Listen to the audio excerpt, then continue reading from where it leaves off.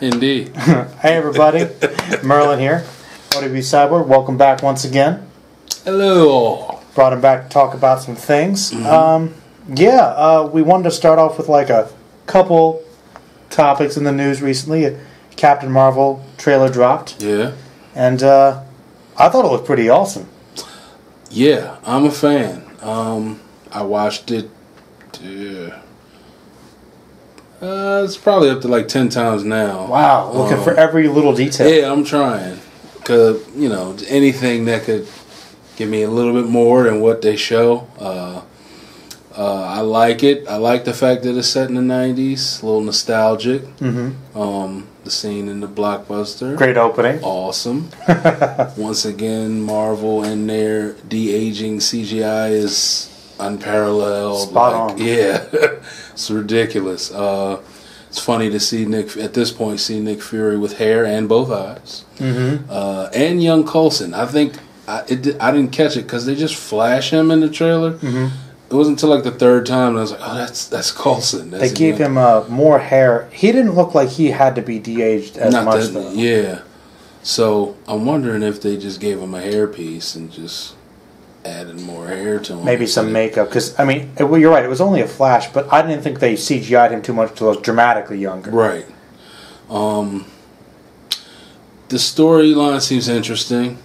It does look like it's a little deviation. Slight. From what I know, I'm not too big on the Captain Marvel comics.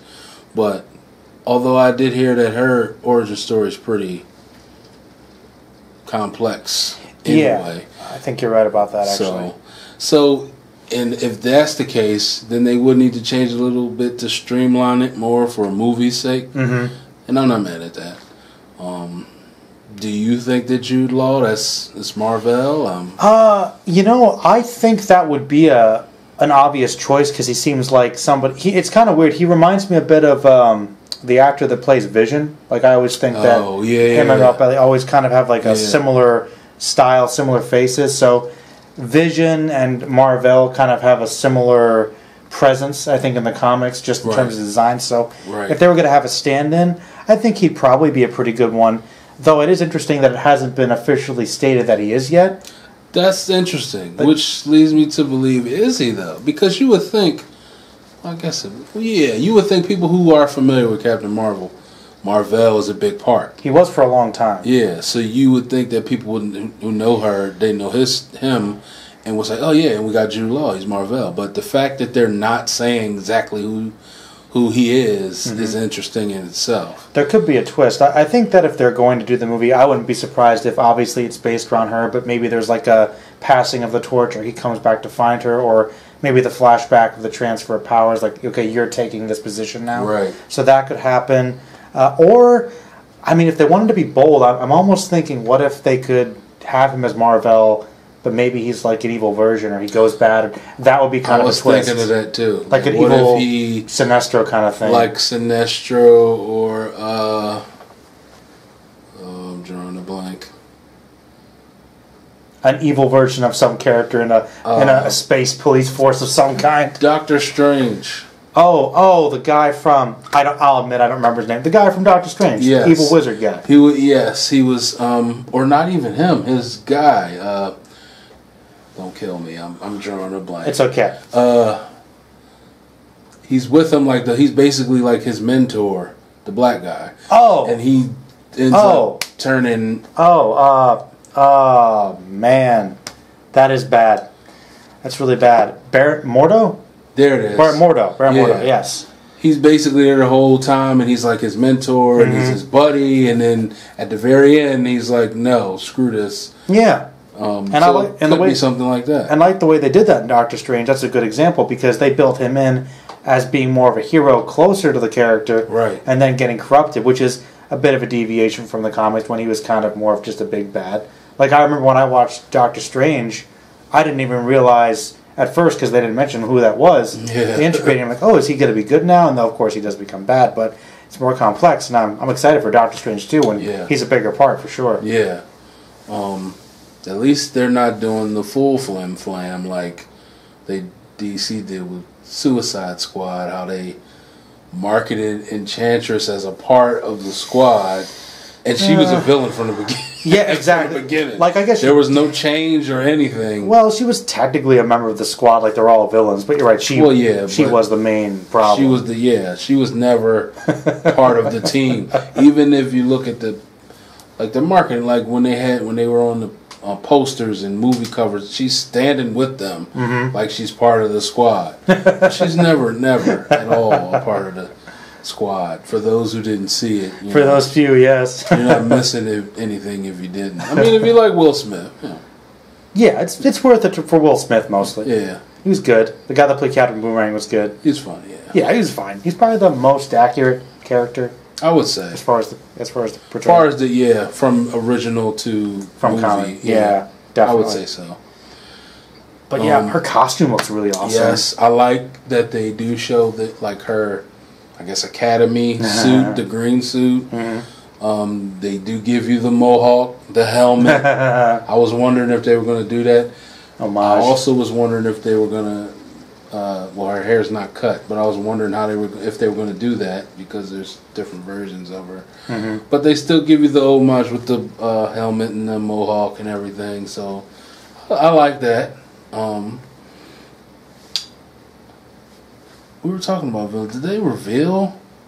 I guess the Skrulls. Their villain. Yeah, we were talking about this. Yeah, the Skrulls are definitely in this movie, and we were talking earlier about how she punches the old lady on the bus, and we're thinking most people would be like, "What is she doing?" She's looking at the air. That, like, is it a joke? Like, no, it's probably a alien in disguise, Skrull. Yeah, and and the Skrulls, they're straight out green, evil elf shapeshifter guys. They look like Skrulls. Old school '60s Skrulls. Thanks to that purchase, they can say they're Skrulls. They're no longer Chitauri. Yeah, which sounds menacing. It does.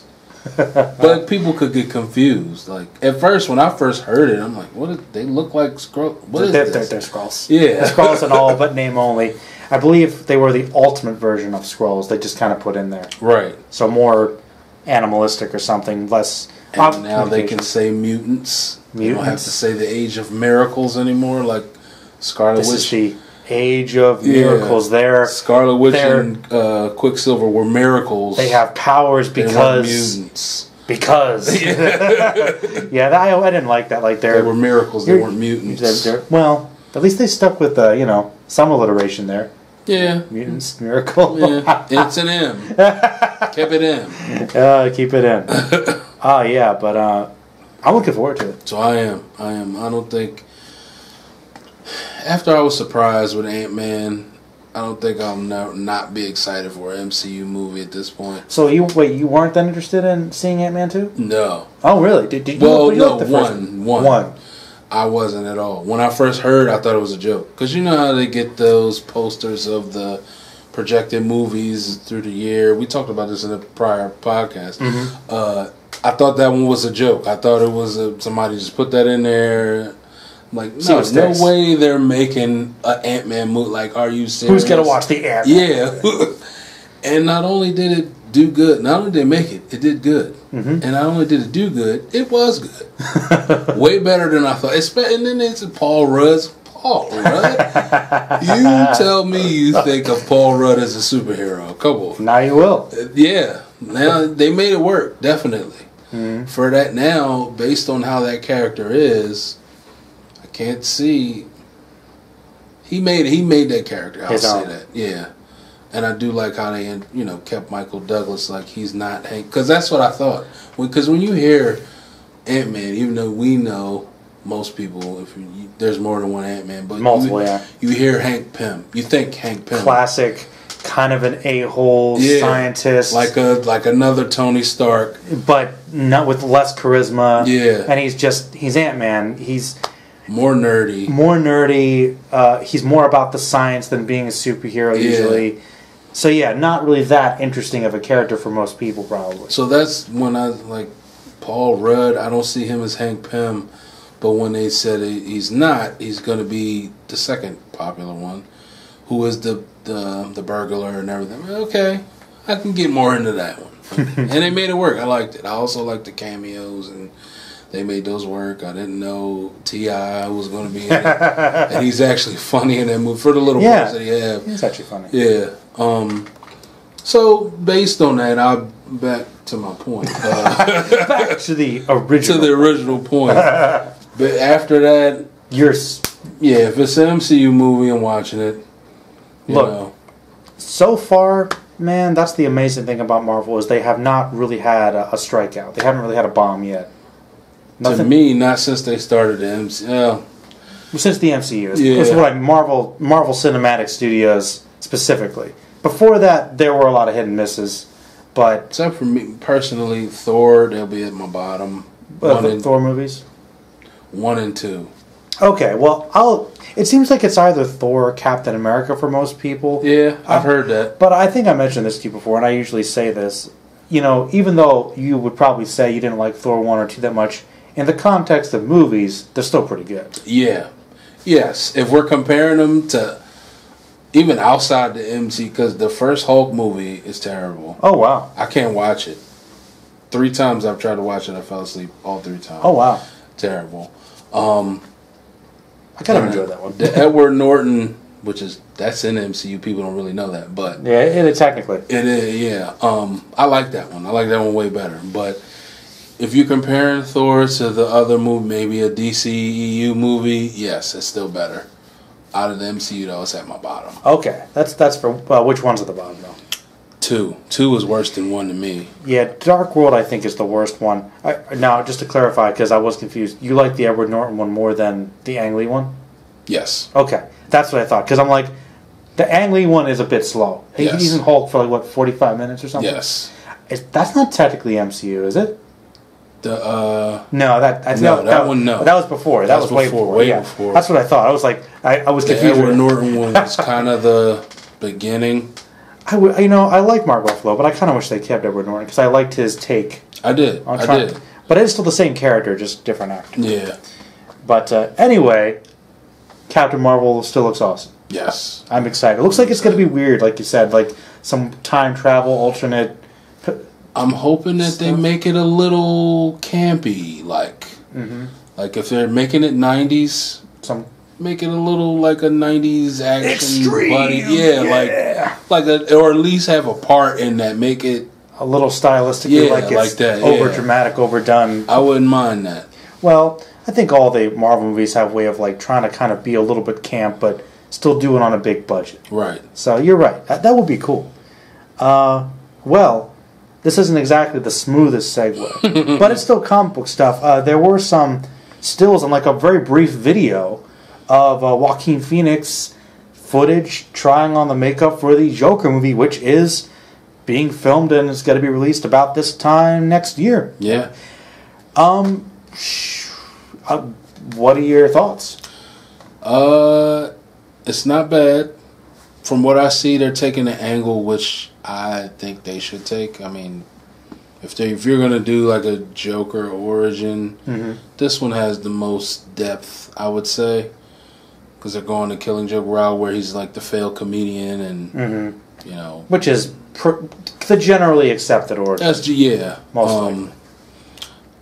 I like, from what I've seen, it looks fine. I think that Warner Brothers or whoever, if they're a separate entity, the worlds of DC people. Somebody WB. Yeah. They need to make a clear cut, because I know this from researching and, doing this. Tell me. That this is separate from the worlds of DC continuity. So therefore, they're making a separate line of basically like R-rated, darker comic book DC themed movies. Yeah. But the average person, they're not going to know that, and they haven't really been expressing that a lot. Or maybe it's still early for that. But it's interesting you brought that up the last couple times, and I'm going to tell you they must not be, because I generally keep apprised to these sort of things, and I haven't heard about this spoken at all. So they're not marketing it very well. That's what I'm saying. Yeah, and if we're not getting it that easily, then the average moviegoer, they're going to say, "Oh, the next Batman movie," and they'll be like, "Wait, this is totally different. This is a different guy. What is this? What's going on?" I didn't like this one. It wasn't what I was expecting. So I think they got to work on their strategy already. Like, they already had a different Joker, and the last time they showed Joker, So he's totally different, and he's old. What happened? It's going to throw people off. I know that. You're right. Just the average moviegoer, they'll be like, "Wait, wasn't the guy in Suicide Squad that's the way the Joker is now?" Yeah. Like, it might be too confusing for some people. Yeah, I kind of am interested. Actually, like I was surprised that I was kind of thinking, I'm a little tired of DC, what they're doing, being kind of unfocused, but I'm actually more interested in a standalone R-rated film than the whole expanded universe because it's such a mess and every movie is so unfocused anyway. Right. This That's one, a good point. Yeah. Self-contained, gritty, realistic, probably tying into the Nolan movies again. Let's have a good, intricate character study on the Joker because you know what? Outside of maybe some of the comics and cartoons a little, no one's ever really gone that in depth about who the Joker is as a person. And I know some people might say, one of the scariest things about the Joker is you don't understand him. I get that. Yeah. But trying to take a more human approach could be interesting. And I think Joaquin Phoenix is a good actor. He kind of, in some of the films like The Master, he can play really off characters that are very damaged. They have a lot of heartache and trauma. He's played some creepy, scary guys, and he is a good actor. So I think he's a good choice. The funny thing was the makeup. It seemed like they were. I guess it must not be him actually as the Joker. Like he's maybe like a foreshadowing. Like maybe he's like doing that for his act or something, or it could be an old style because it reminded me a bit of the 80s comics. The Joker in the 80s, you know who he kind of looked like? He looked kind of like Ronald McDonald. Seriously, like if you go back and look at some of like the 70s and 80s comics with the Joker in them, he's got the big puffy hair and he just the lips are like really red. He looks a lot like Ronald McDonald. Oh, I don't know if that was intentional. That could be, yeah. So that's kind of what it. Maybe it's a nod. Maybe it's a nod to the. Then you know what? The Killing Joke came out like in the 80s, so maybe. But from the stills, I'm a little intrigued. I'm excited that it's actually happening, and if it were in, the hands of a less capable actor, I mean, I'd be like, But there are a lot. I think the cast is also a lot of other significant people too. Pretty sure. But I'm going into it. Well, from what I have heard, that this separate entity outside of the continuity DC movies, they're supposed to be like, basically like you said, character pieces. They're self-contained movies that just have comic elements or comic basis. So that's if you go into it, like that's what I'm going in, like it's Joaquin Phoenix, it's a Martin Scorsese movie. Wait a minute, he's directing it? Yeah. Oh, it's gonna be good. That's what I'm like. Wait a minute. Martin Scorsese I knew movie. I was missing a big name. Oh, never mind. Then it's probably gonna. So Martin Scorsese's doing this. Yeah. So that's what I. All right. You know what? I changed my perceptions. He's one of the best filmmakers of all time. Yeah. He's never done a superhero movie before. Exactly. So to see his vision on a superhero themed movie is interesting in itself, which is why once again at first here when Alec Baldwin was attached to it initially, I was like, what? But then I'm like, oh, well, let's see where it goes. Unfortunately, this goes to show you like people they don't know. Because he backed out because the backlash was immediate and so crazy that he said, you know what, I'm good. Backlash is pretty common with all these castings of iconic characters. Yeah. So yeah, you're right. He did back out, but yeah, I'm always a little cautious, but I am. You know what? I'm very interested though. Who knows? We'll see. We'll see where this goes. But I'll tell you what I don't know is going to go. And we talk about this all the time, and I feel...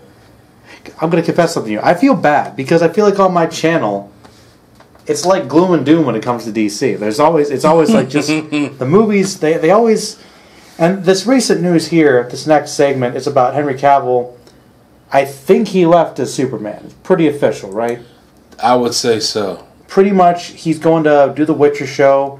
Probably more steady work, probably clearer direction. And the only thing that hasn't happened is an official statement. But They have made DC has made or Warner Brothers has made a statement saying that, they still support Henry and everything. But they're parting of ways. They're not really focused on Superman at the forefront at the moment. Basically, that's the tone. They're not putting their focus on Superman at the moment. Well, that does make sense, because think about it. When is the next Superman appearance going to be? Right. Not next year. But you would think they'd be planning. Let's film the next big Justice League, or that's true though. That shouldn't come anytime soon, or even a Man vs. Steel movie. To be honest, but I would think maybe that he would be sprinkled in these other movies as cameos, like an Iron Man. Yeah, exactly. Maybe that was the plan, but since he started The Witcher, he's not available. You know what I mean? He's more interested. And I think. Oh yeah, I had a conversation with someone else too about this. Also, his role in Mission Impossible, the new one. Did you see it?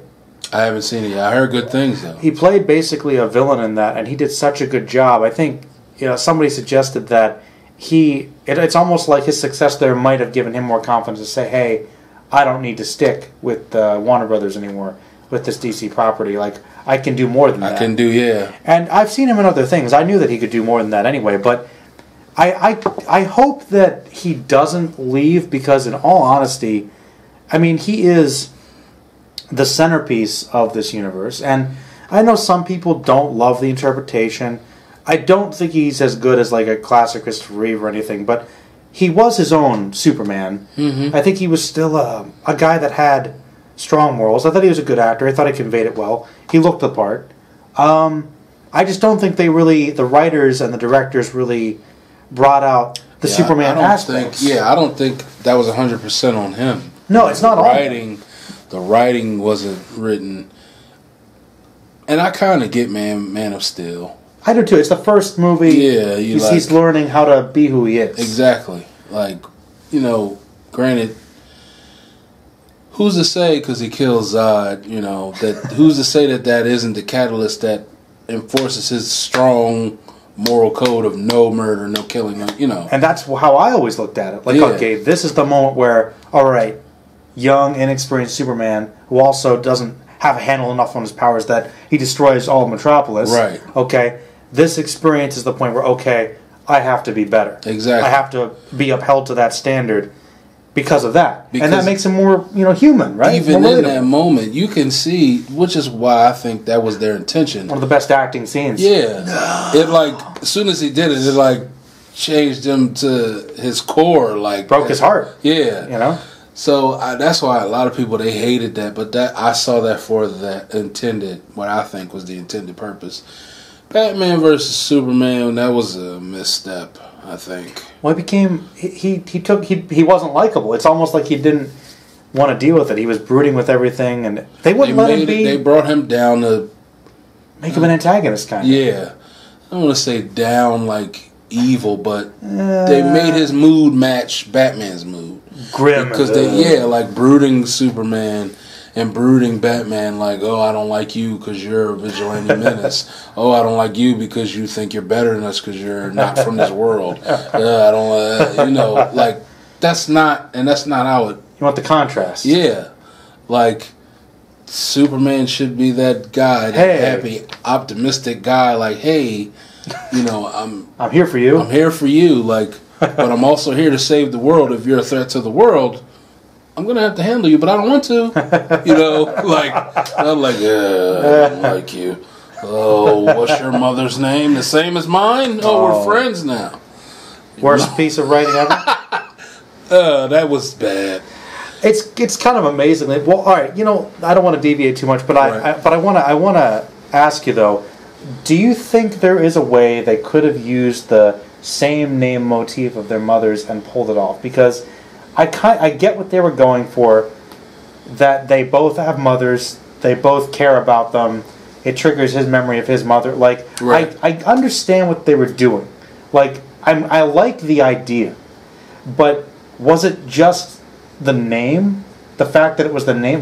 The only reason why I actually think that it's bad is not necessarily that he's like Martha and it triggers the fact that he thinks of his mom. Mm-hmm. But the fact that he is Batman, he knows Superman's secret identity, so he should have known that his mother's name was Martha from the get-go, right. So it shouldn't have been a revelation. That's the part that I was like, why is this like such a big deal now?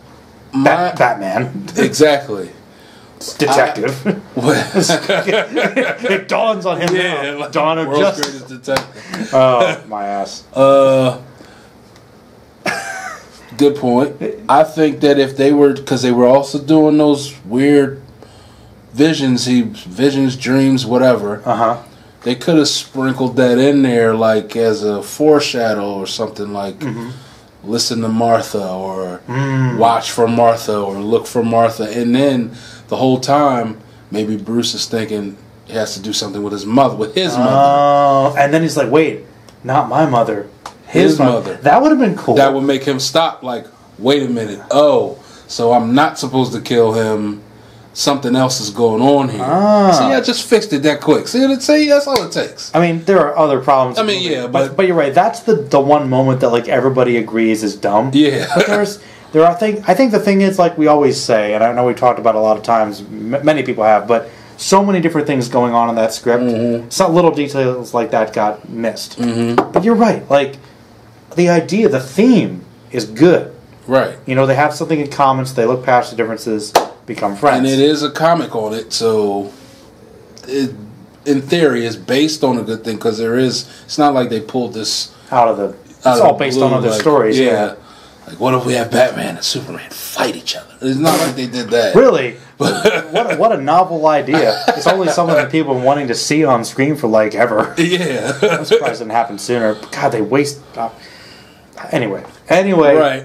We'll come back to it. But in connection with Superman possibly being a different actor, we'll talk about this guy in the next longer section. But one of the big rumors is Michael B. Jordan might be cast in as Superman, which you said was kind of a controversy. Speaking of backlash, tell me. I didn't think there was backlash. So I will say you have your comic book enthusiasts and comic book purists. Oh my. The enthusiasts, they're for it. They're like, oh, this is great. I'm a fan of Michael B. Jordan. I hated Fantastic Four, but he was great in that. True. And he was even better as Killmonger. This would be great. I would like to see a fresh new face do it. I'd love to see what he brings to the character. You know, those are the enthusiasts. And there have been black Superman, not Clark Kent. Not Clark Kent, I don't think. But there have been black Superman. Okay. And they never said that he would be the new Clark Kent. They said new Superman. That's where I would like say, Yeah. Okay.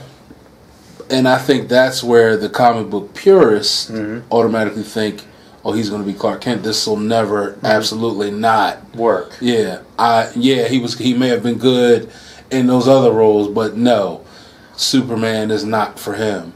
You know, that actually brings up an interesting question about like miscasting people and casting people of different races in iconic roles, because it seems like only certain characters it's more taboo with. Like, okay, like you're right. All right, Superman. Oh wait, Clark Kent can't be black, but when Johnny Storm was black, nobody cared. I didn't care. There was a little kerfuffle. Was there? A little bit. It wasn't major because I think it also has to do with the magnitude of the superhero. This is Superman. You know what I mean? He is like kind of the superhero. Yeah, he is DC. To a lot of people. So like, actually, he started, but so you're thinking traditionally some things are so set in stone. Like, and I would agree. I think that the core fundamentals of the character probably should change. Right. But that's more about the values and how they fight in their design. Things like the main ideas. But that is interesting. So Superman, it's a little bit iffy. But you're right. Johnny Storm, Human Torch, iconic, but he's one of four of a fairly popular team. But not like and X-Men even in today's day and age, the Fantastic Four, outside of comic book fans, they're not really that popular. Cause actually, it's interesting you bring that up because I'll be honest, I'm not a huge Fantastic Four fan. I like Doctor Doom. You know, cool. I like him, and I like some of their stories. But Fantastic Four, even though it was the first major line that Stan Lee created, he was the first characters. He wasn't a big fan of them. And for a couple years, their comics stopped selling. They took them out of publication. For a couple years, there were no Fantastic Four comics. They were hoping that Fan Four Stick would revitalize the interest. So I think there might be some out now, but they haven't been selling well, like even in comparison to other comics. And because now, see what they're going to have to do is, and now maybe they will, once Kevin Feige and the boys get a hold of it, maybe do some things with it. Oh, yeah, that's right. It'll revitalize, and then they'll capitalize on that, and the comics will start selling again. Like, even though I'm not... Well, once again, we always say, Marvel Studios does well, and with X-Men and with Fantastic Four. Even though with Fantastic Four, generally I'm not a huge fan, getting to see a really comic book, colorful version of those classic characters in Marvel... That'd be nice. Be cool. I mean, I'm down. I'm 100% down. That would be nice. But, yeah, with Superman... so, would you like to see him as like one of the Supermen, as like in the universe, this current multiverse, as another version, or as something else? Or do you think it could never be like wait, Clark Kent couldn't be this guy? Do you think we're not there? What do you think is most likely to happen if he was to take that spot? Do you think it could work? Or is there too much? To be honest, I don't know. Him being Clark Kent, that would be a little much. A little much? A little much. Okay. I think honestly, it would make more sense.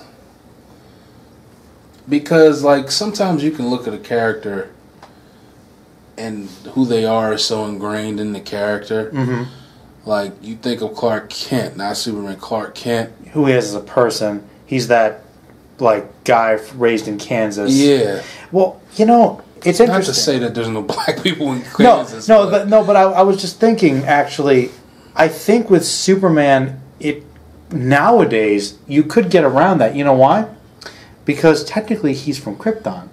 So he could be. He could be. That was an argument. I've actually the Goku argument too in my research. Mm-hmm. Various message boards, YouTube videos, whatever. Those are the arguments in the comments. Like he's not really the purists who say like he can't be Mike, he can't be, but the other people are saying, but he's not human. He's not a human. He's not a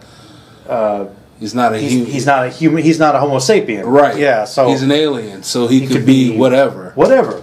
And that's why I'm like, why not? Why couldn't he be just like that and then raised by whoever in Kansas? Right. Now, with a character like Batman, who's ingrained in human history a little bit with his family, right, that might be harder to pull off. That might be, especially given his past. Mm-hmm. Not to say, but we're talking realistic in history, realistic as we can get in the in DC Comics. Yeah, I got you. Yeah, the billionaire Wayne family. Yeah, I don't know. Yeah, history suggests that they wouldn't be an African American family. That's what I'm saying too. Yeah. But with Superman, I think you could get around it. I think so. With that angle, like you just brought up, that's a good point. But in that case, though, do you think it's likely to happen, or I think it would make more sense if they, and this would tie everything in. Okay. Because they have you heard that the focus they're leaning towards Supergirl? Ooh, no. So that's another reason why they're saying they're not really focused on Superman right now. They may be leaning towards Supergirl and making a Supergirl movie and such like that. Okay. So they could do that, develop that, introduce Michael B. Jordan as Val Vod, who is like he's a African American looking Kryptonian, and then he could be there and facilitate like a transition. And then like a transition. Like you give him a taste of it, and then when you see that he's cool in like Supergirl's movie as like a mentor or something, right? Maybe he can take the reins. You can always bring Henry Cavill back. Yeah, if he's like saying, "Hey, I'm busy right now," there could be multiple Superman. There's multiple universes. Exactly. Like, that's why I'm like, if this is the DC multiple universe, that's the other thing. That's the other thing too. Like you said, they can do whatever they can do. There is also, besides Val Vod, there's other. I forget his name, but we talked about this at work. In one of the universes, there is African American Superman who's also the president. Oh yeah. Modeled after Barack Obama and another prominent figure. I can't remember right now. But that could be an option too. All right. That they go to different, which could and they could tease that in Flashpoint. I mean, who knows? All right, but you know what though? If they do Flashpoint, I don't know. Let's reel it back because I think we're talking about some pretty cool stuff here. But that's going on the possibility that there was a really established universe that was doing coherently well with the movie. True. So I feel like once again, so many ideas. That's what I'm saying. That's why I'm so disappointed. You know I'm a DC fan. Yeah, I know. They had the potential. So many times. So much. Like, they had out the gate, they'll never catch Marvel now, but before the MCU started, just look on paper, you have Superman and Batman. Boom. That right there, boom. Wonder Woman. Boom. Boom. Great characters. These are more recognizable characters than any superhero. Iron Man, you kidding me? Who was he before the MCU? Sorry guys, he was B level. He was, yeah. If you're being honest. I know they're gonna get mad, but the biggest stars that MCU had, or Marvel was before the MCU, Spider-Man, he was with another company. They couldn't use him. I would say at that time he might have been there. And X-Men was popular because of they had steadily popular cartoons and things like that. The 90s was like the big boom of X-Men. Yeah, but they couldn't use them either. So Marvel was stuck. Yeah, so Marvel was stuck. With Thor and Cap. And they couldn't do anything. And they said, you know what? We're going to go 110% swing for the fences. We're going to make great comic book movies that are grounded but fun and true to the characters. What if we, hey guys, what if we link these movies? And let's make the comics into movies. Yeah. And literally, that's basically what... that's part of the best thing about a comic. If you're reading one title and then boom, someone shows up and he's just there. He's there. He's there. Oh, let me help you with this guy. Yeah, I really came to tell you this. And then he's gone. And you can check out my comic if you want to spend the extra couple bucks to figure out what's going on over there. And then it goes in depth about why I had to meet you to tell you this. Like, I needed this from you. All right.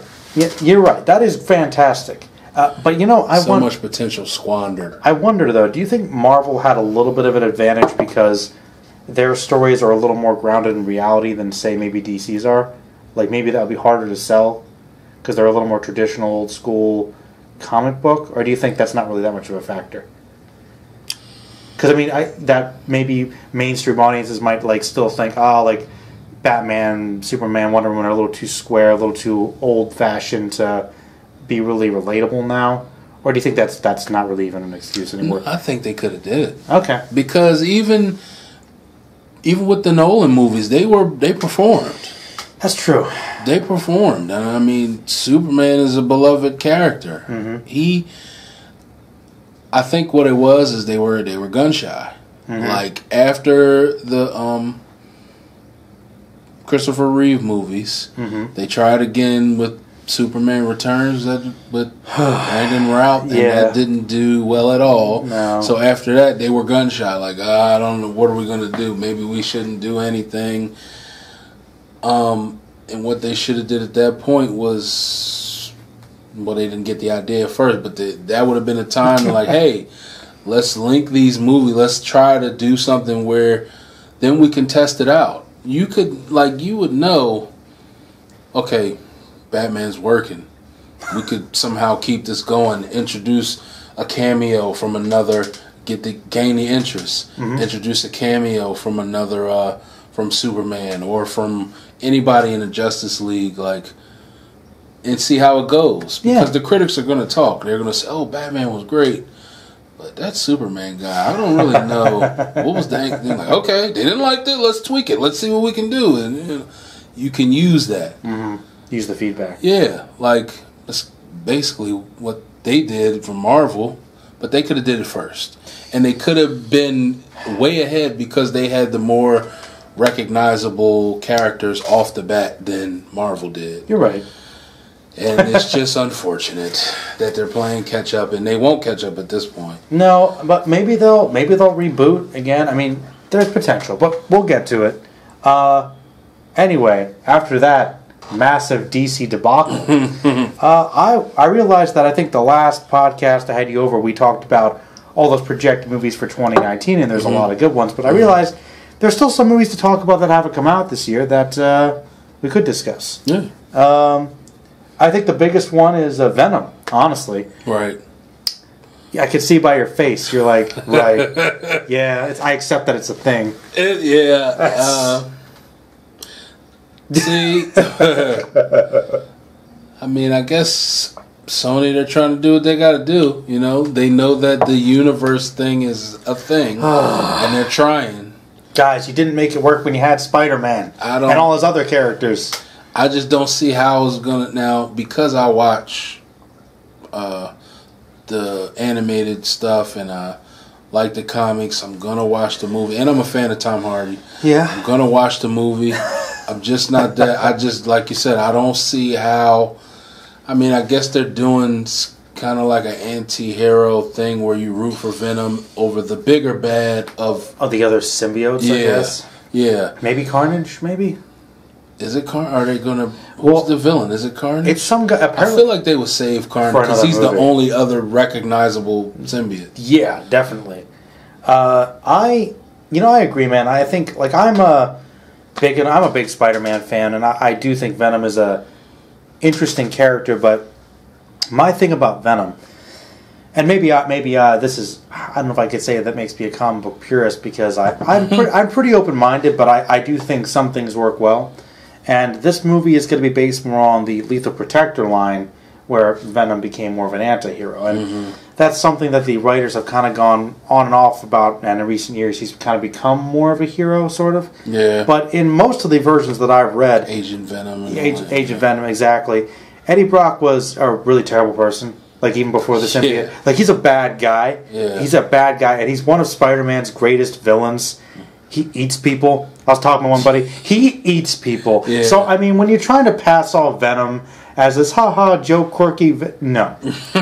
I'm sorry. Tom Hardy's a good actor. You know, I liked him in a lot of movies. Mad Max, fantastic, for instance, among others. But Venom, him carrying a movie as a hero, I find a bit iffy. Though I will say this. The way they're portraying his relationship to the symbiote, how it sounds, how it's talking to him like the evil side, and how he looks when he's talking as Venom, he looks like Venom. Yeah. He acts like Venom in those moments, and he's literally talking about how he's going to rip this guy's arms off, or he's going to eat this one guy's spleen. I'm like, yes, that's Venom from the 90s, the scary, evil monster guy that it scares Spider-Man. But he's also like, I guess because he's eating a robber, that doesn't make it. Like, guys, do you see how I think tonally it's going to have a problem? That's true. So that's my only real issue. Like, if I can say to myself, all right, whatever, ignore the fact that that's my opinion of Venom, it might be fine. But as a comic book fan of the traditional Venom character, that's tough for me to swallow. Yeah. But that's my only issue. I mean, do you think I'm off base, or do you think maybe they could pull it off? Because some people do like Venom as more of an anti-hero or hero, but I think traditionally I think he's definitely best as a villain. I think that's where you're going to have the split.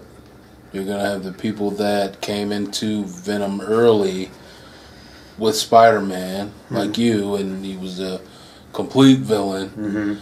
And then you may have them ones that... younger fans, maybe. Yeah, that came in later for Agent Venom and all this, like where he's a anti-hero / Agent Venom is like a superhero. Yeah, he's a member of S.H.I.E.L.D. or something. So, and I mean, if you're going to build a universe, you need somewhat of a good guy to fight everybody, so that would make the most sense.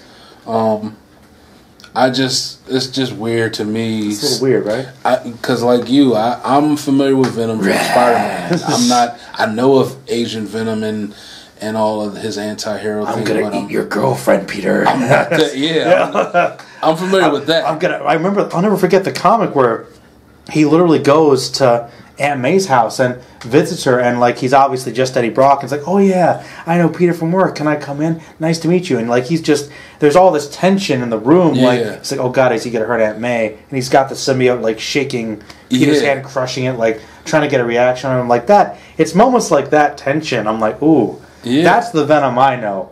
That's scary, you know. So I guess in this case he'll do that to the bad guys. To the evil corporation, because it looks like there's an evil corporation. Of course there is. He's going to do that to the evil corporation guys. Which I guess is fine, but like I'm only going to get to see Venom be half Venom, in a way. Venomish. Venomish should be the actual movie. But you know what? The other expanded universe with the other Spider-Man characters that they still have the rights for are going to be? This makes me laugh, dude. What? Well, I bet these will get scrapped depending on how Venom does, but they've got Morbius the Living Vampires getting a movie. Think about how much they're reaching.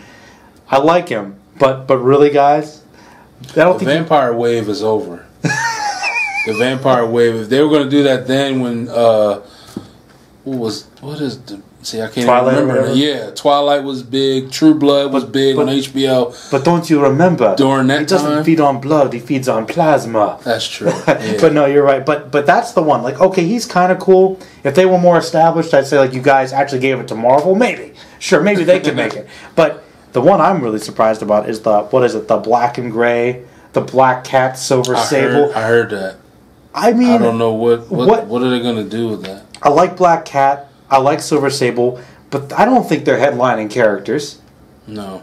That's why they're trying to combine them, which is sad. They feel like they have to combine two women to make one movie. Silver Sable is even less than Black Cat to me, anyway. She's an assassin mercenary that appears in a couple.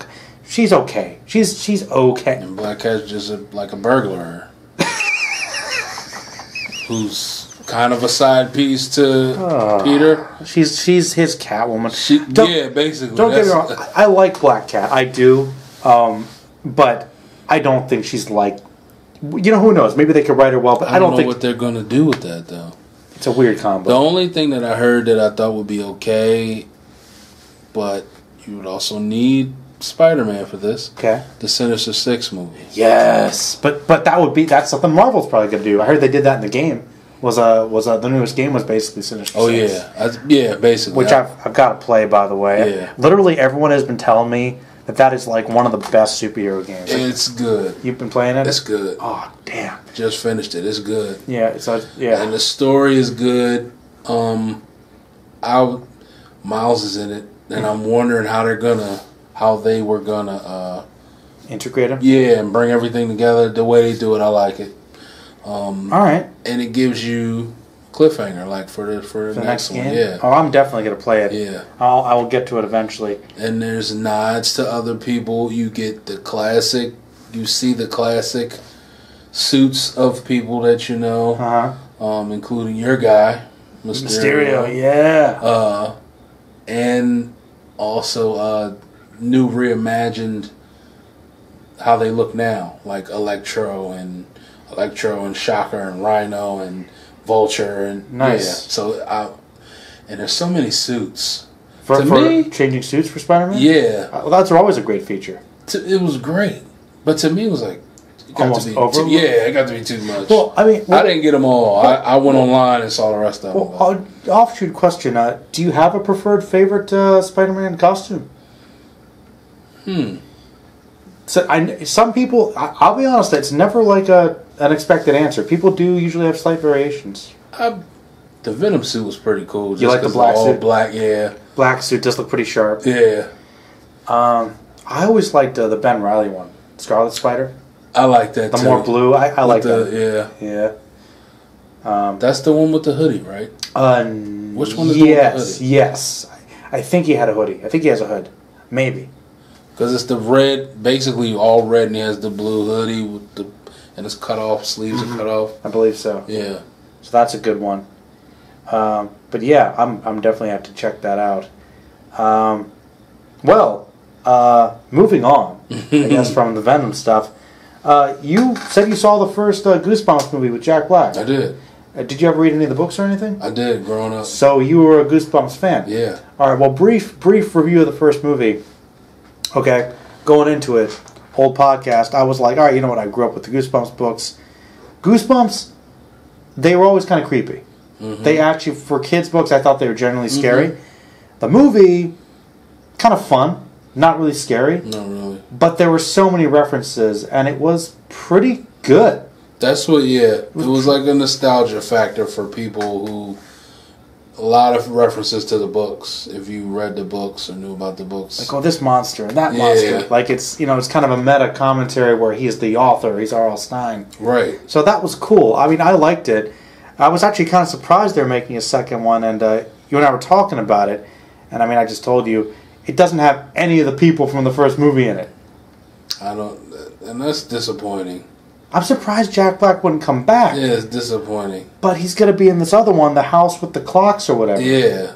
And it looks, from that trailer, it looks like a Goosebumps movie. Pretty much. It looks like he's playing the R.L. Stine character from the first Goosebumps. That's what I don't get. People may mistake it for a Goosebumps sequel. Pretty much. So maybe that's why he didn't do the sequel, because he was already filming this. Got a weird cast too, like Cate Blanchett's like his like the woman living with him or something. Yeah, his sister or something, and the villain's Kyle MacLachlan, I guess. Really? Yeah, you see a brief cameo, and I'm like, oh, it's Paul Atreides, you know, Agent Cooper, like doing his like I guess the guy that made the clocks or whatever. I'm like, I'm only interested in it because of the cast, really. Pretty much, but. Because is this based on a children's book too? It looks like a YA kind of thing. Yeah, I'd bet money on it. Because I never heard of this. So. They're probably hoping it might start a franchise or something. Yeah. But yeah, that sucks. Maybe with the timing, he couldn't do Goosebumps too. That's what I'm thinking. Something. Because he was doing this movie. Mm-hmm. But as far as creepy films go, I'll tell you something that I am.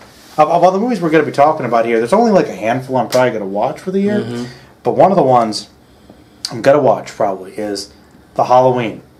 Mm-hmm. The Halloween film. It's going to be a direct sequel to the original 1978, which is probably the best made slasher movie. I mean, I like Nightmare on Elm Street a lot, but like for the traditional, like I think Michael Myers is the quintessential slasher bad guy, and I think the first film is just really well made. Kind of redefined the genre, I think, for that sort of thing. More so than Jason Voorhees. Yes, and for Friday the 13th fans, I know I got one buddy here that's like his favorite. I'm not hating, but technically it came out a couple years before that.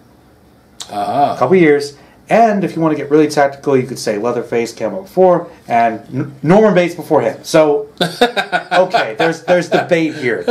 But in my opinion, I think, even though I like Freddy Krueger more, he's too supernatural. I'm going to say Michael Myers, for traditional slashers, he's kind of definitive. Right. I think so. He's up there. But the thing I thought was interesting about this one is, like, I guess Halloween H2O, which is they're ignoring too. This one's going to ignore all the other sequels, including Halloween 2, which did take place directly after the first one with Jamie Lee Curtis. They're just going to say that he's never come out again, got locked up in prison after the initial movie, and now she's going to try and take him out. It looks creepy. It's not. It's going to be separate from the remakes that Rob Zombie did. So there's been a lot of iterations of this character. Yeah. And but I am interested primarily, like, a couple reasons. Obviously Jamie Lee Curtis is coming back.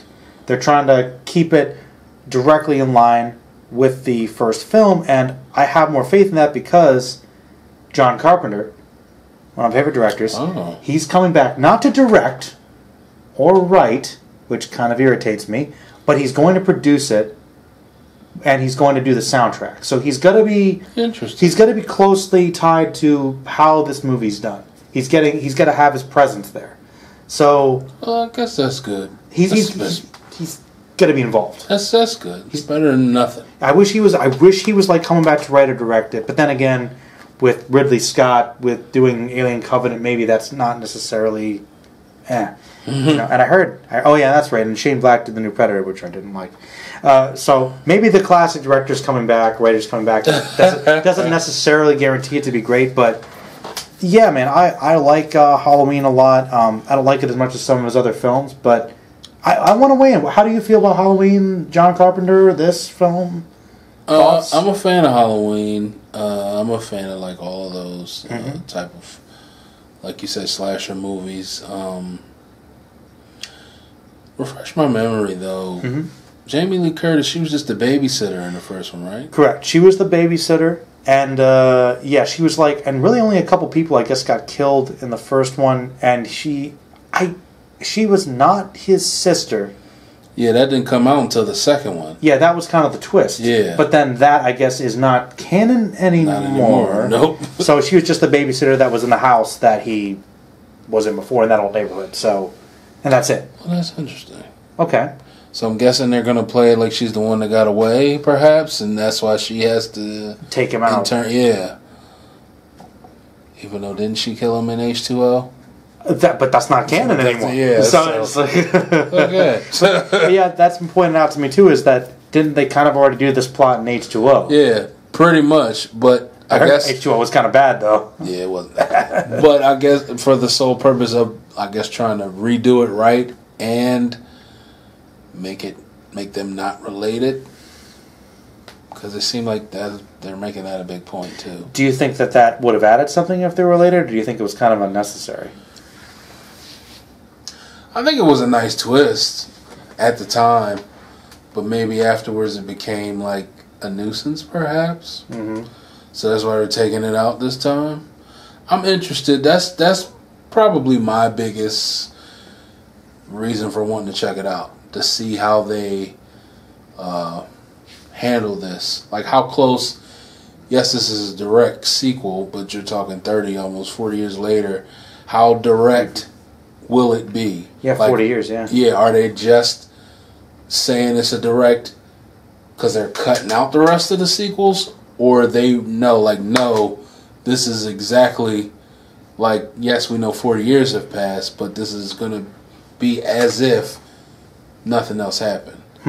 Like, you get what I mean? Like, are there going to be direct references to the first one as if nothing ever happened, or is just a direct sequel because we're not going to reference any other shit? Like a direct sequel in the sense that, okay, yes, this is the next movie, but how closely is it going to be tied to the first movie? Like, yes, we're saying this is the next movie after the first one because we're not referencing any of that other stuff. It's kind of like the phenomenon, it's similar to like Godzilla movies and kaiju movies. Like, Godzilla has been rebooted a couple times where they might have one timeline and then they'll say, oh, in 1985, this movie is the direct sequel to this movie, but nothing else. But then there's direct close references. This character was there, this character's there, and then they'll reboot it again.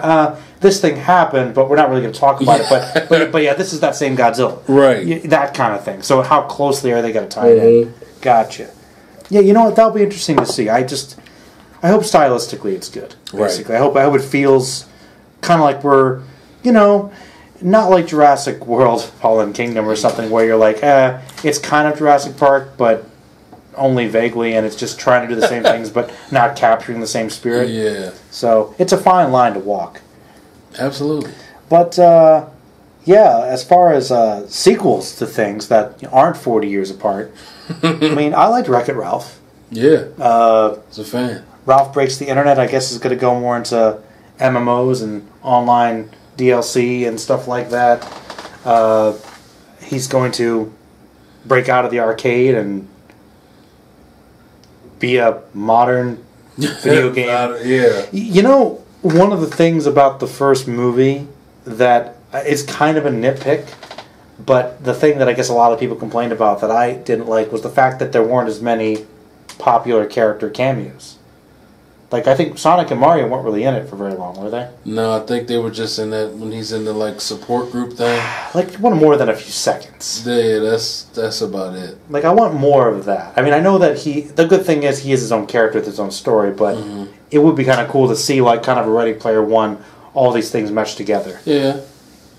But I liked it. And I think that they're just going to expound on that with the internet and everything. I think they're going to do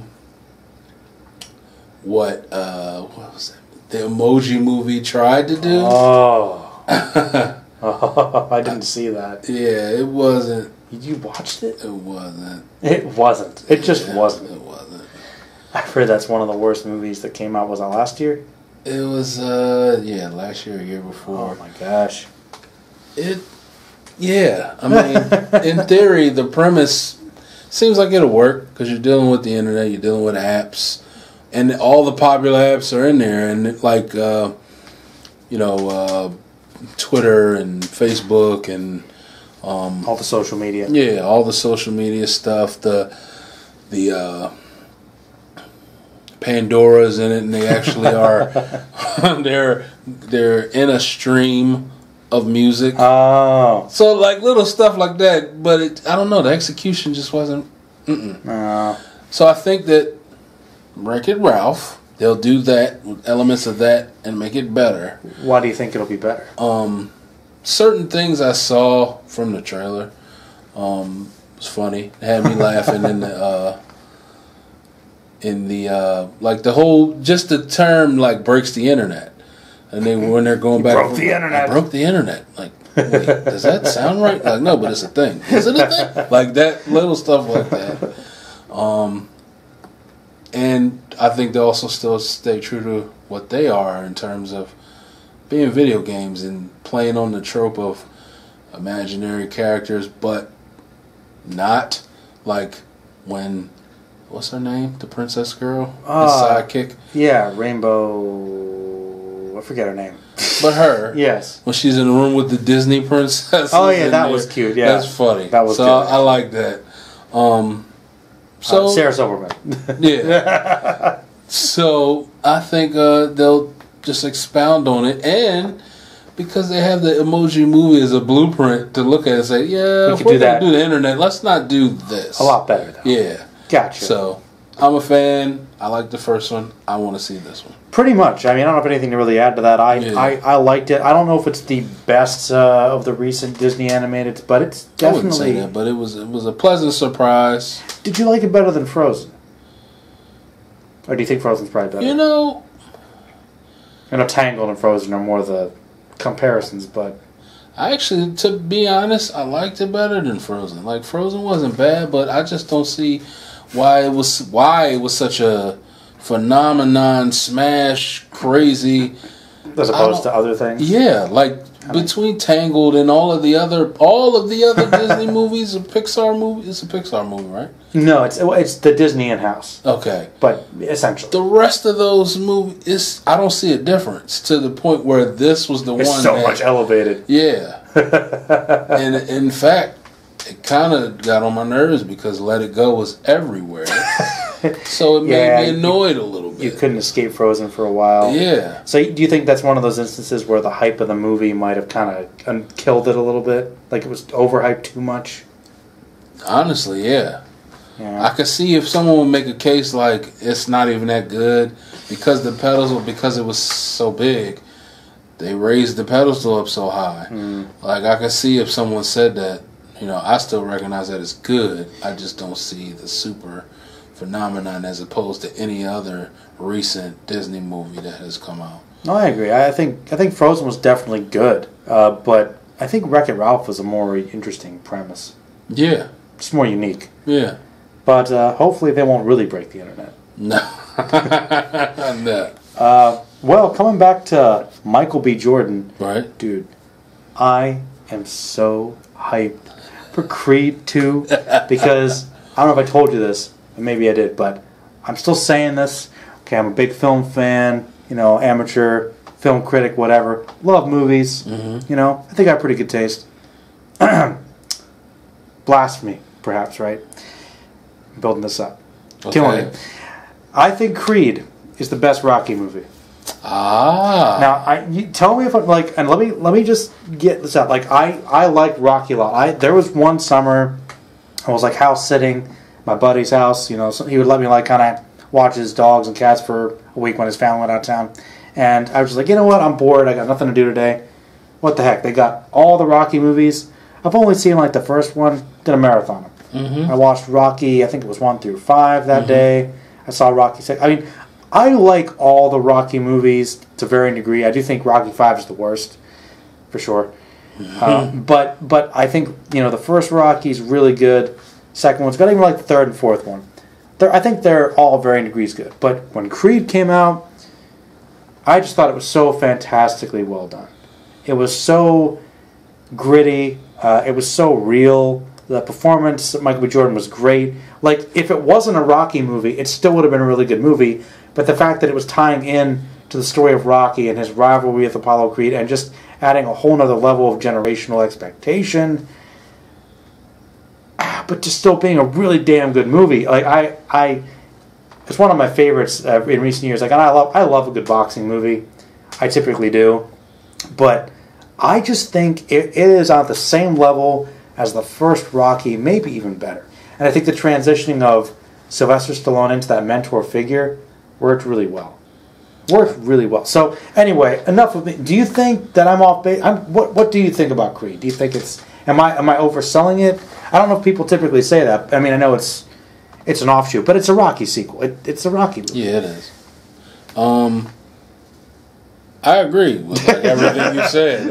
I'm a fan too, and I have someone who has saw all of the Rockies. I even the only one I hadn't seen, and I recently went back a couple months and watched it, was Rocky Balboa, where Rocky loses against the guy that's half his age. Yeah, who would see that coming? Yeah. But yeah, that one's actually not bad. It was better than I thought it would be because of that reason.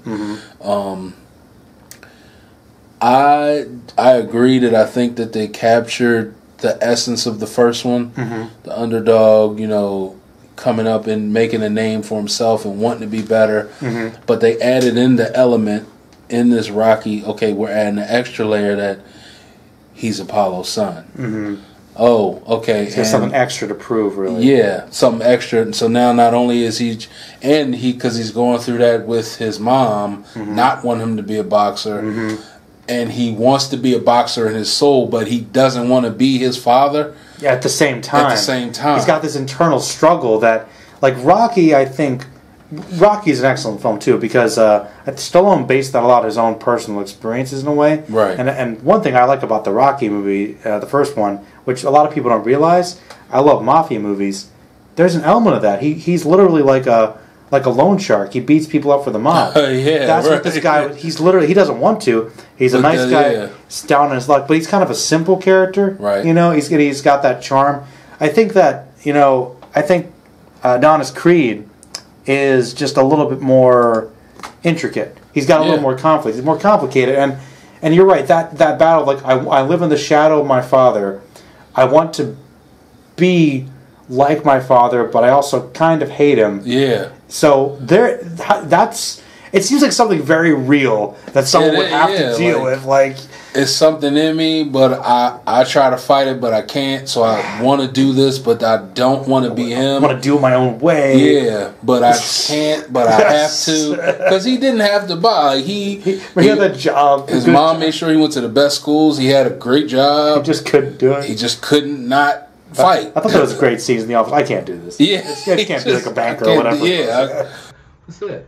And I do think that they captured the essence of the first one, like I said, but they also did the Rocky mentor thing way better than 5.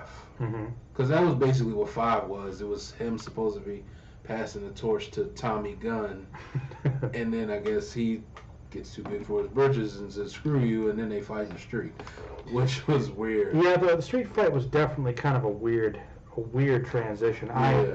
I think Rocky 5 is definitely the weakest of them, mostly because Tommy Gunn just kind of was.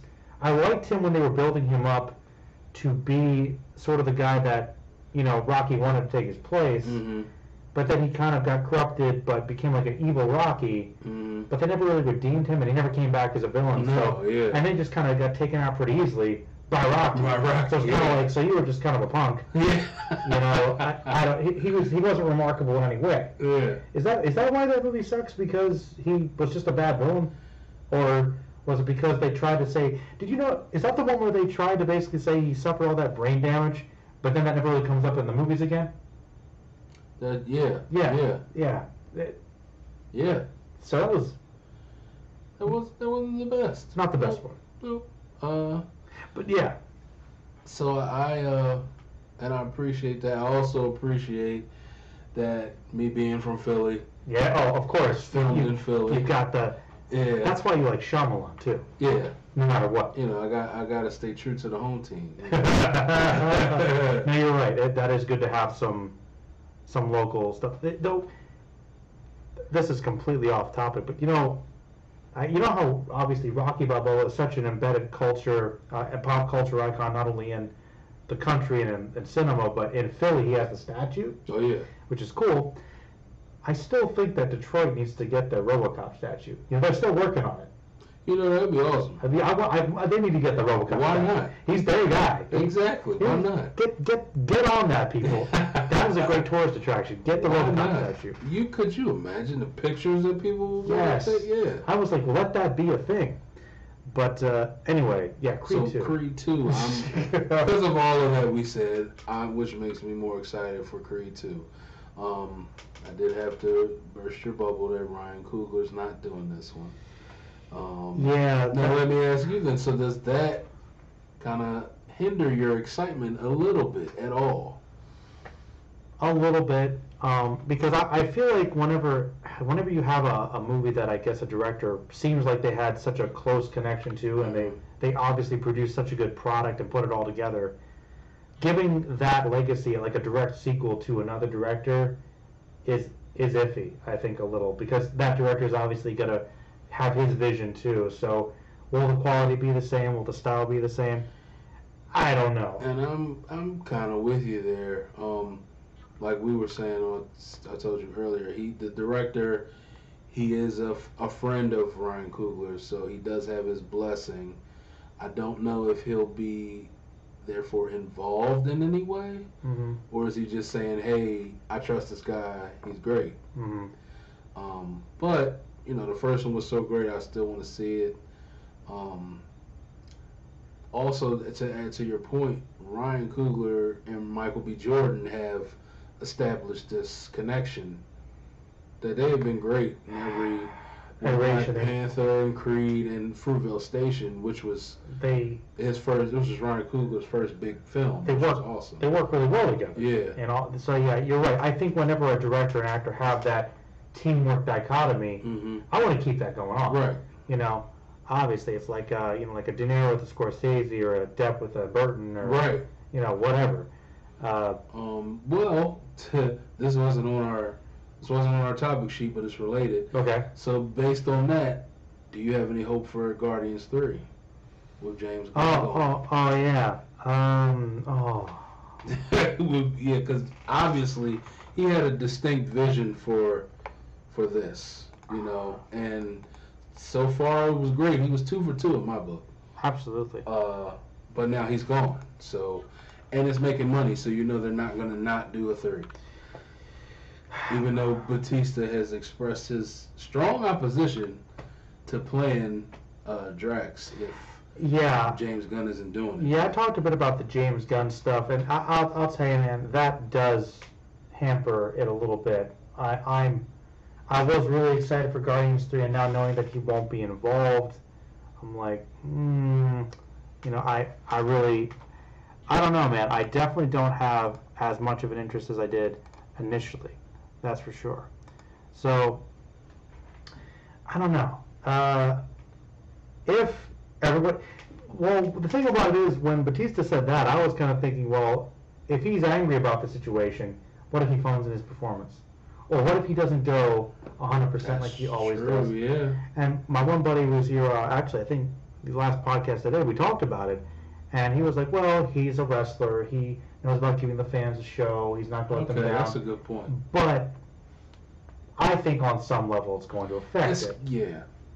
You might give a strong 89% instead of an enthusiastic 90, but I don't know. I just maybe they'll get somebody that worked like the assistant director, somebody that worked really closely with him. Understood the vision. Yeah, like that was maybe closely working on the project, so follow the script. Like, okay, James Gunn's not here, but like I'll try to do it as close, and they won't hate that guy, they won't resent that person. Yeah. So or even kind of knew where he was gonna go with the third one.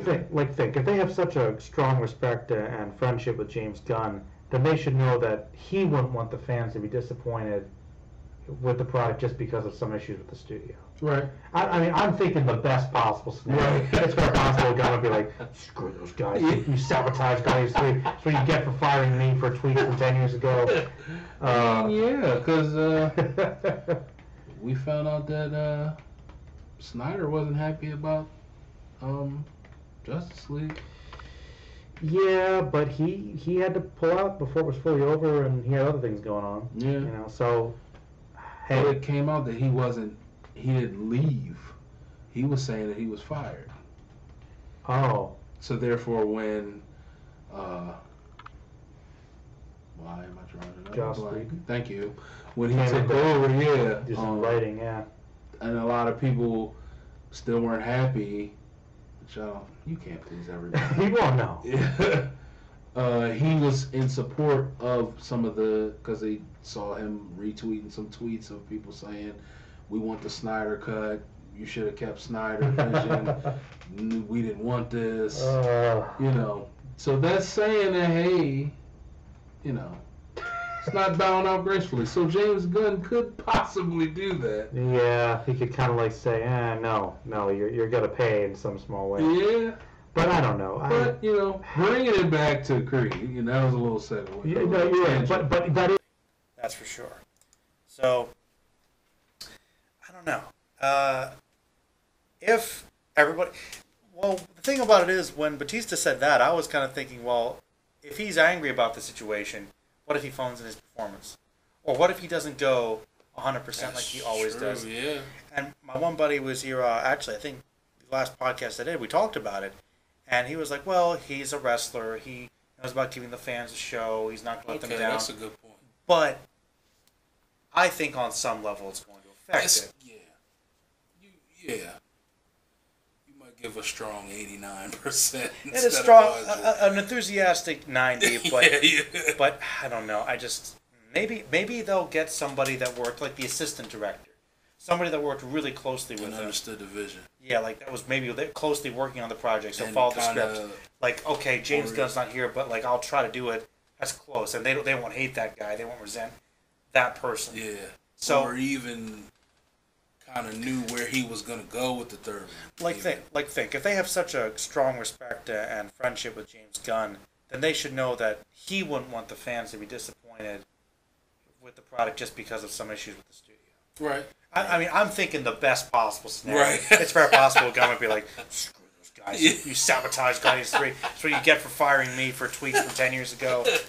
I mean, yeah, because we found out that Snyder wasn't happy about Justice League. Yeah, but he had to pull out before it was fully over, and he had other things going on. Yeah. So, hey. But it came out that he didn't leave. He was saying that he was fired. Oh. So therefore, when Joss Whedon. Thank you. When he took over, yeah. Do some writing, yeah. And a lot of people still weren't happy. You can't please everybody. You won't know. Yeah. He was in support of some of because they saw him retweeting some tweets of people saying, "We want the Snyder cut. You should have kept Snyder vision. We didn't want this." So that's saying that, hey, it's not bowing out gracefully. So James Gunn could possibly do that. Yeah, he could kind of like say, no, you're gonna pay in some small way. Yeah. But I don't know. But bringing it back to Creed, that was a little segue. No, you're right. But that is related. I think there's less baggage, obviously. Right. So it's not like I'm saying, I'm less excited. I still think Creed 2 will probably be pretty good. Though my expectations, based on how high I hold the original Creed, it might be hard to reach that. Right. So I don't know if they'll top it. And the rumor is it's going to be Drago's son? Is that real? That's what I heard. I'm like, that's great. That's going to be interesting. I will break you too. He's going to say if he dies like his father or something like that. Like his father. Some generational issues. Yeah. You know, so that means are we getting a Dolph Lundgren cameo? We better. We have to. What is he doing? Yeah, we have to. Expendables isn't. There's no Expendables just doing right straight now. to DVD just, stuff. Yeah. Get him a cool $1 million just to say a couple lines. Yeah. They better. I'd be disappointed if they did. If we watch the movie and I don't see Dolph Lundgren in the corner, you won't give it an A+. No. He needs to be on the side in the corner. Get him. Tell him. Kill him. Maybe he and Rocky can like bump into each other, have like a brief fist fight. Like let's not do this again. Yes. See, this has to happen. Yeah. Oh man. It'll be good. I'm hoping. I still have faith. I'm still excited. That's one of the movies that before the year's out that I'm really excited. I'm still excited. Definitely.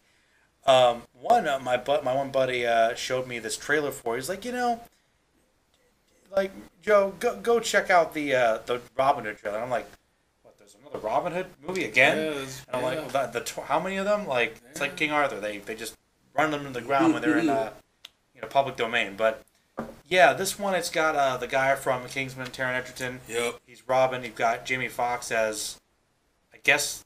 I think he's John or Friar Tuck or one of those guys. Basically it's like a super action packed, kind of like a 90s throwback, like Knight's Tale or Triple X, where they try to take an old concept and make it hip and new, and the slow-mo and bigger explosions and rock soundtrack. And I'm like, it looks kind of silly, but it knows what it is, and I'm like, I kind of dig it a little bit. Like, I was like, I don't know if I'll go out to see it, but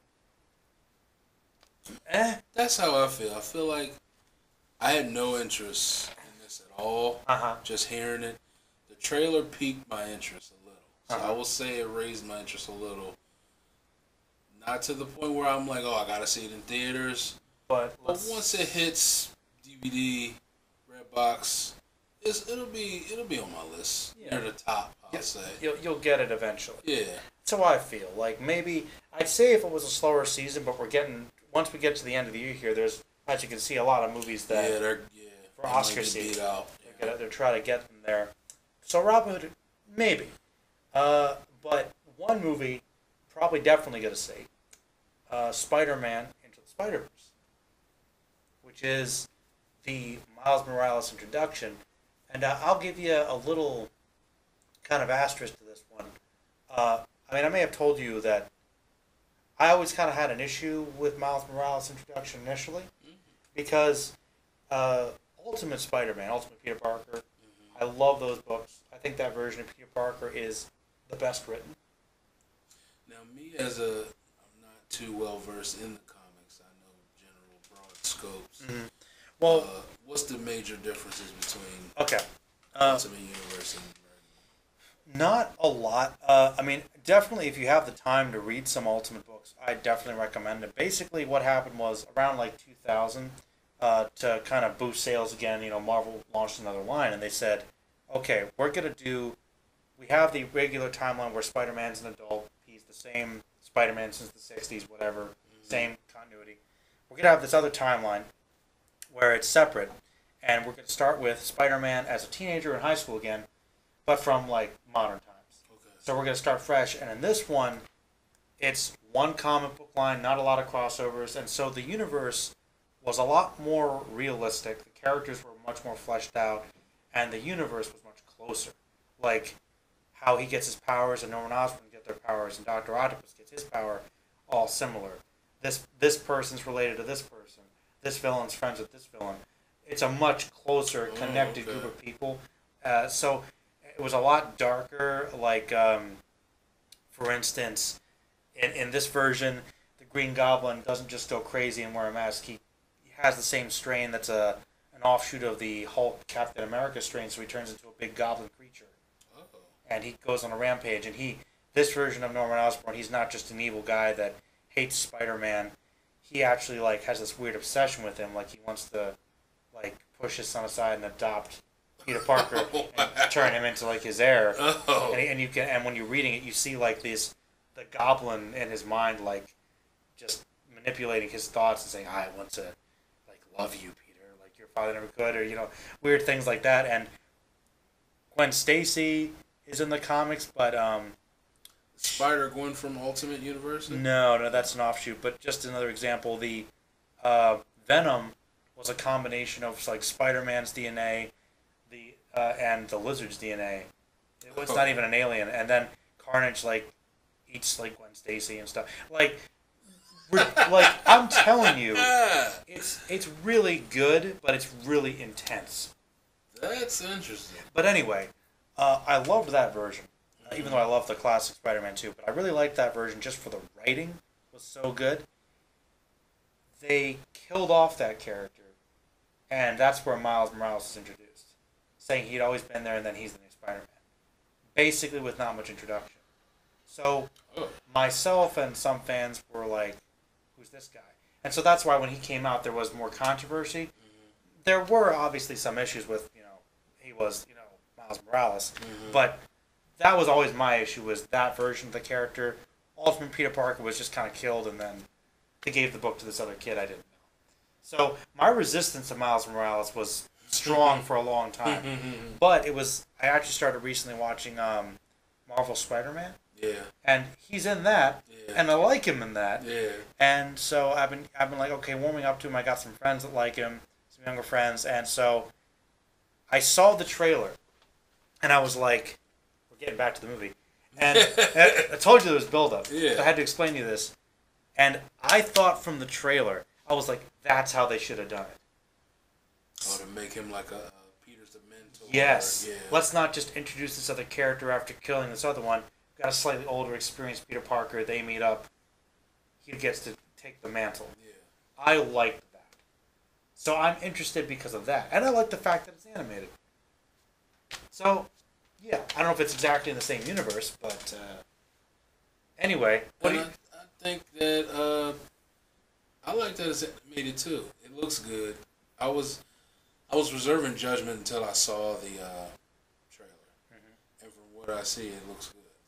Now, you just let me know because I didn't know. I didn't follow Ultimate, so I didn't know if that was the case in the Ultimate. No, universe. This is not how it happened. Okay. Which I think is a smart move. Okay, well that's good. And I think it's good to have like a mentor kind of situation because it looks like Peter's at this point he's like over it. Like I'm tired of being Spider-Man. Yeah. He's probably might be like I don't know middle aged or something in his 30s at least. He's just kind of like I'm tired of being Spider-Man. Like he is in the comics, like still. Down on his luck. Yeah. Doesn't have money for the diner or whatever. Right. So I like it. And Donald Glover is Miles Morales. That's always great.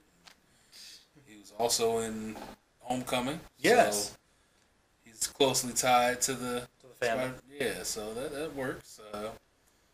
I'm a fan. So this is getting released in theaters? Yeah. Now I'm excited. I think it's got like a November or December release. That's a theater movie for me. Yeah, I will say so. Same. Yeah. I'm like I don't know if it'll be as good as Homecoming, but who knows? No, yeah. Hard to say. But I think it'll be good though. It'll be good. Another Disney-related thing. Mary Poppins. You might have heard of the character Mary Poppins. Yeah. She's getting a sequel to the original film. She's got to go and, I guess, be Mary Poppins again, but this time, the kids she took care of before have grown up, and they have kind of lost sense of that magical childlike glee.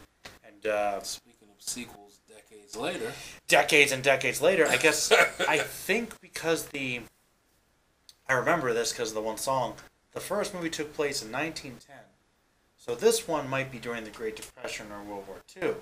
So maybe the parents are dealing with some of that stuff. I'm wondering if this could be like during the bombing of London. I don't know. Maybe that'd be too dark, but I don't know. Emily Blunt's going to be Mary Poppins, and she's going to do that. I think it's a musical again. And, You know, I'm actually a big Mary Poppins fan. I loved it when I was a kid. Right. You know the one thing I'm actually really cool with this movie doing? You remember how back in the day, one of the big things they did was they combined the live action with the animation? Yeah. They're doing that again. Old school.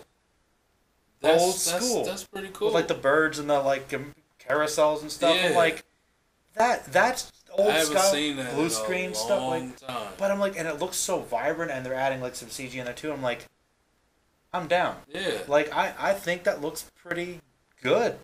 Like the last movie they did I remember. Did you see what was it? Is there a trailer of this? Yeah. Did you see the trailer? No. Yeah, check it out. Yeah. Did you ever see the film Saving Mr. Banks? Sounds familiar. It was a couple years ago. Emma Thompson, she was the writer of Mary Poppins, and it was about how Walt Disney, Tom Hanks, took and the rights to it, and there was a battle about interpretation. You saw it? Yes. Good movie, right? Yeah. And so I think that might have gotten the public's interest in testing the waters. Okay, if people like this story about how Mary Poppins is made, backstory, yeah, maybe they'll like more actual movie. Yeah. And I'm like, I don't know what it is about Mary Poppins, but like, there's something about the nature of that character in that story that I think still resonates as like one of the classic musicals. I don't know. It's like, always been like a great like theme, like the magical. Don't lose sight of like your childlike innocence a little bit, because the story of the first movie with just the dad kind of losing touch with his children and getting obsessed with work and was kind of gloomy at points. So I don't know. Mary Poppins was cool, though. My girlfriend surprised me the other day because I was like, "Oh, like, are you excited for the new Mary Poppins?" She's like, "Yeah, I always like Bedknobs and Broomsticks better." And I was like, "Damn, I've never heard anybody say that." Though that was a good one, Angela Lansbury, of course. But yeah, man, I'll admit I'm excited for the new Mary Poppins. So are we getting a Julie Andrews cameo? You know what? We should. In some kind of capacity. I mean, obviously she can't be Mary if she. I think she'd be cool with that. Yeah, Julie Andrews. What are they gonna do? A sequel to The Sound of Music? Ooh, I don't know if that would be as good either. But yeah, I'm looking forward to it. You never know. If Mary Poppins takes off, they might start rebooting their old musicals like their live action and their old cartoon. Animated. Yeah. You know, but I think sequels might be better in some ways. Though I don't know. The remakes of some of the animated ones have been pretty good. And I am behind on those. I haven't seen. What was the last one? Let's see. There was Beauty and the Beast. Was that the last one? Correct. There's Beauty and the Beast, Maleficent, Cinderella, Jungle Book. Jungle Book and Beauty and the Beast. I haven't seen that. Jungle Book was really good. Like, I like Jungle Book a lot, and Beauty and the Beast. Beauty and the Beast was good, and it was different enough, but you can tell they were very heavily modeling it on the animated. So I'm kind of like, I still think the animated one's better, but it's worth seeing. Okay. It's worth seeing. But Jungle Book was really good. Like the animation on the animals and the kid actor that played Mowgli, it was just this kid on a green screen the whole time. Like, that's fantastic. And he did great. They did a great job. That kid did a great job. So that's good. Yeah, I recommend it, man.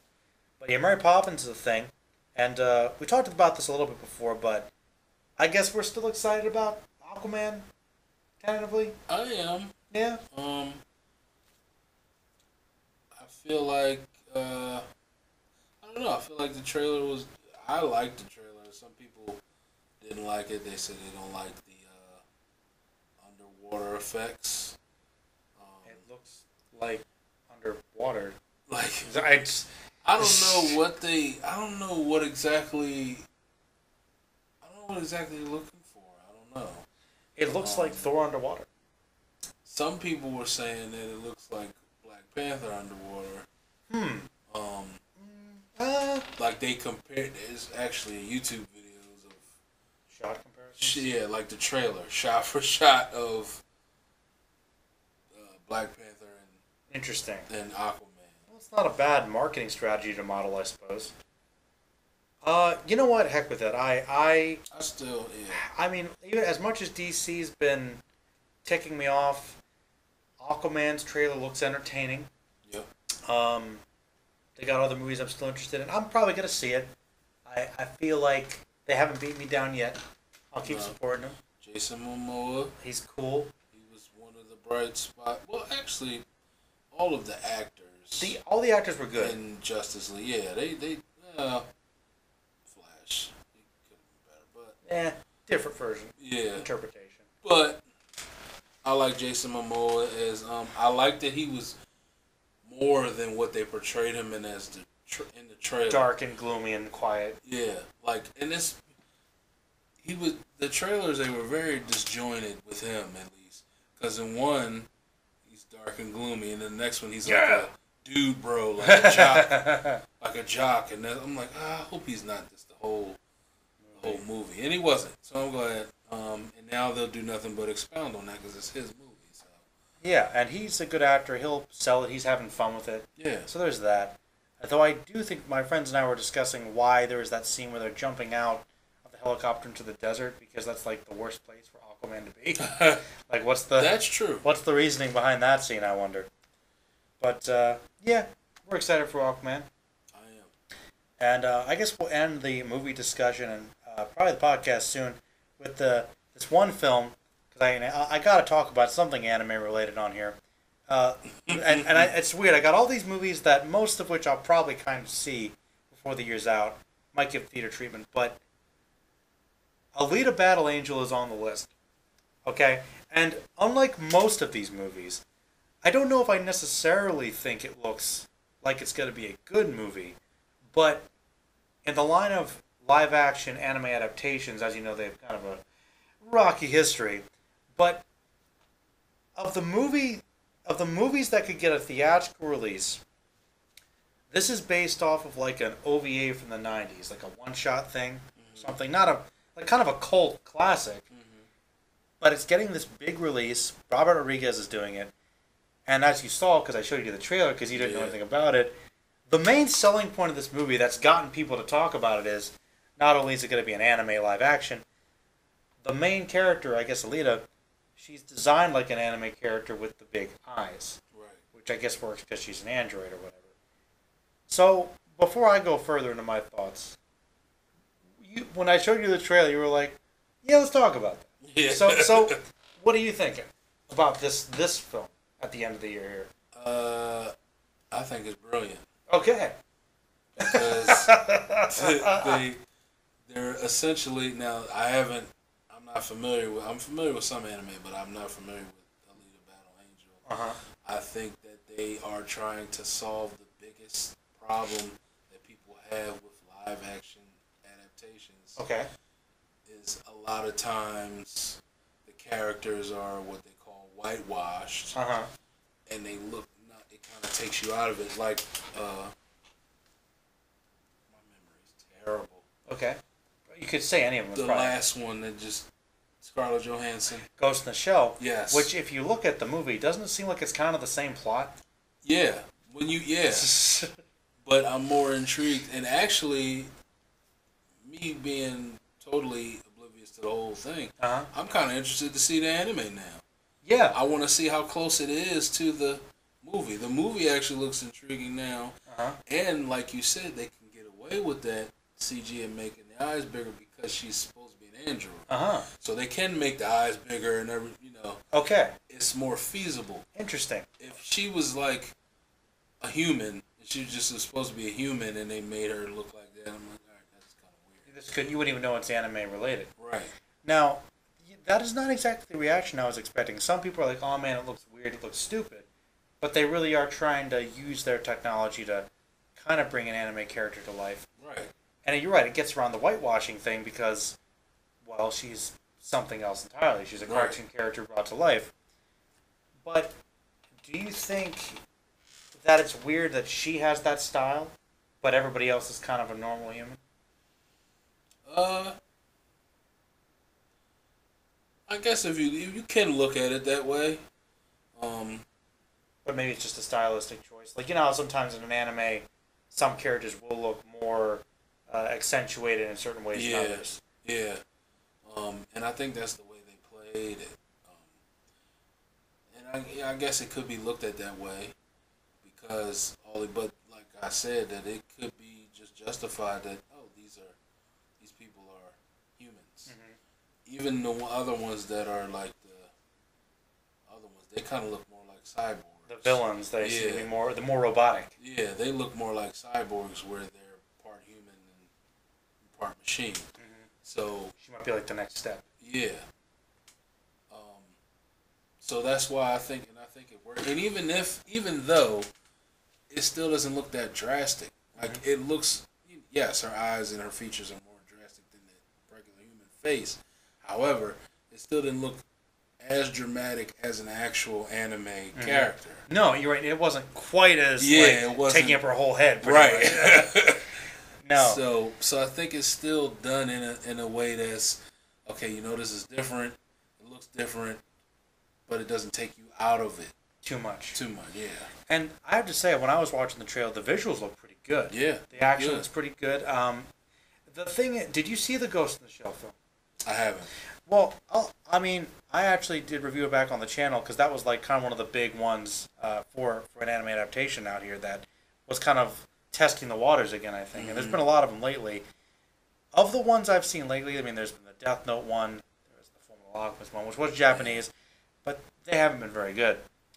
The Ghost of the Shell one, it was not like a great movie, but it wasn't terrible. It's just that the whitewashing the way they got around it, I won't spoil it for you. Okay. I would be curious if you saw it at some point. It's worth it's worth a red box or something. Okay. But the way they got around it was interesting, but I still wonder if it was kind of unnecessary. See, the thing about the anime and the whitewashing is like a lot of people get upset about the characters maybe not being cast as Asian or something. Mm-hmm. But I find it interesting that, like, say, Dragon Ball Evolution, it was a terrible movie, but that wasn't necessarily the big problem because once coming back to the Superman argument, Goku is an alien saying maybe he doesn't look Asian. It's not going to take place on Earth exactly. Right. So I think there's some flexibility with some of them, but with Ghost in the Shell, Meiji Kusanagi, obviously a Japanese character woman. Yeah. So and it underperformed anyway because it's niche and you didn't satisfy the people that really wanted to see it because of that whole thing. So I think with this one it's interesting because they're picking a more obscure title that, like from like the early '90s, those days when most anime came in, it was just like VHS tapes from some obscure title. Yeah. And like, oh, what's this weird thing? It's one of those. Maybe it's something Robert Rodriguez saw and, hey, I'll just make a movie. Because that's kind of what he does. Yeah. So if he's passionate about it, you're right. I've never seen the original OVA. I'm probably going to check it out.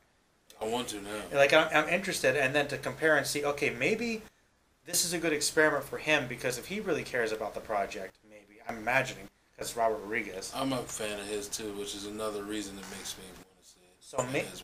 So maybe he's like, okay, there haven't really been too many ways to bring anime to the big screen. Maybe I can take this title that not too many people care about, make it seem like its own thing, and prove that it can be done to show other people with bigger titles, with more brand recognition, that maybe we can get a Death Note movie that's better, or we can get a Dragon Ball movie that's better. Like, maybe some things are harder to translate, but, like the talk about the Cowboy Bebop and the Akira movies, like, I believe those ones, they're close enough to reality, you could turn them into live-action films and be good. I think you can do that with some of these things. So I think that's why this one could be important. I mean, maybe it won't be that good, but I'm interested to give it a chance. I think it looks, the trailer at least, that's what they're supposed to do, but it looks good enough that I want to watch it. Being someone who's didn't know what was coming out, didn't know anything about it, even aside from the fact of the selling point of her being animated to look more... That didn't turn you off. CGI to look more like an anime character. No. After you get over the initial shock, okay. But then as the trailer goes on, you're into the story, and the action parts that they show look great, and even the landscapes and everything. That's why I'm interested. Because you got Robert Rodriguez, James Cameron's also in it. Who's visually with Avatar, great. Absolutely. So, yeah, it hooked me. All right, It cool. hooked me enough. Yeah, so I mean, I'm probably gonna see that just because I'm really curious. Yeah. But yeah, that's cool. Well, I got one on your list. Maybe that surprised you. That's all right. Right. Well, man, I mean, that's pretty much all I had in terms of news and stuff to discuss. I mean, I'm curious about the time. Let's see if we broke our record. Oh God. Well, yeah. Look at that. We're getting up to 2 hours here. Look at that. Well, heck with it. I mean, any final points, discussions before we tie it up? Anything you wanted to talk about that we didn't get to? Can't think of anything right now. Of course. Of course. Well, hey, that's fine. We had enough discussion, both scripted and unscripted. So, yeah. so we were good. Definitely went on some tangents there, but yeah, man.